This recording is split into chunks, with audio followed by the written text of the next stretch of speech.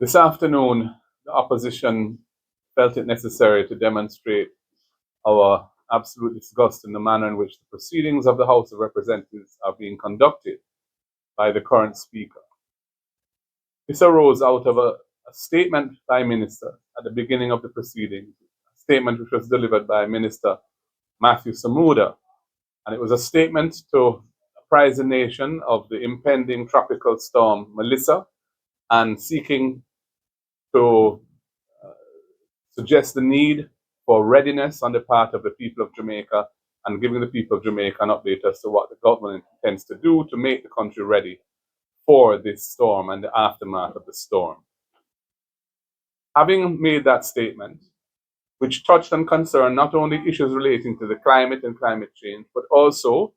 in his own words, he was speaking on behalf of Minister Desmond McKenzie, the Minister of Local Government, who has responsibility for disaster preparedness, who is overseas. And he said that he had authority from Minister McKenzie to speak on his behalf as well. In response to the statement, attempts were made by opposition members to ask questions, that is a procedure, a normal procedure provided for in the standing orders of the House. However, on each occasion, the Speaker refused to hear the complete question that was sought to be posed by the member and purported to shut the member down, turning off the member's mic repeatedly before hearing the complete question. It began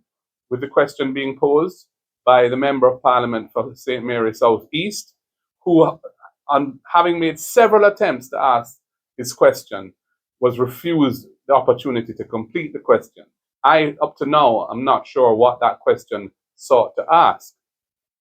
Subsequently, the member for Central Westmoreland rose to ask a question, namely, what resources, what allocation was going to be made available so that the necessary preparations for this pending disaster could be made. That was ruled out of order, despite the fact that the statement was all about the impending disaster and the preparations that the government was seeking to make. At this point,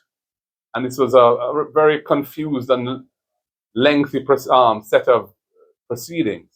at this point I rose to complain and state that I was protesting the manner in which the Speaker was conducting the proceedings of the House. And in the course of saying what I had to say, and specifically the fact that the questions were not allowed to be asked, or when they were asked, they were ruled as not being relevant, my mic was turned off, and I was not able to complete what I was saying. Clearly, the Speaker has no intention of allowing the opposition to pose questions and to play our constitutional role of holding the government accountable for their performance. This is unacceptable to us, and we had to absent ourselves from the rest of the proceedings. And we will, of course, going forward, have to adopt different approaches to respond to this, because the people of Jamaica have elected us to represent them and defend their interests. And we cannot let this Speaker manage the affairs of the House in a way that prevents us from doing our duty. It's a very distressing situation for the country and its democracy, and it's one that we ask people to take very seriously, because if the opposition cannot ask questions that relate to the statement being made by the minister, and where a preemptive strike against the question is being launched by the Speaker without actually hearing the complete question, it means that the Parliament is not being allowed to function in the way that a democracy requires. And this is a totally unacceptable state of affairs, which we cannot allow to go on without addressing it in a very forceful way.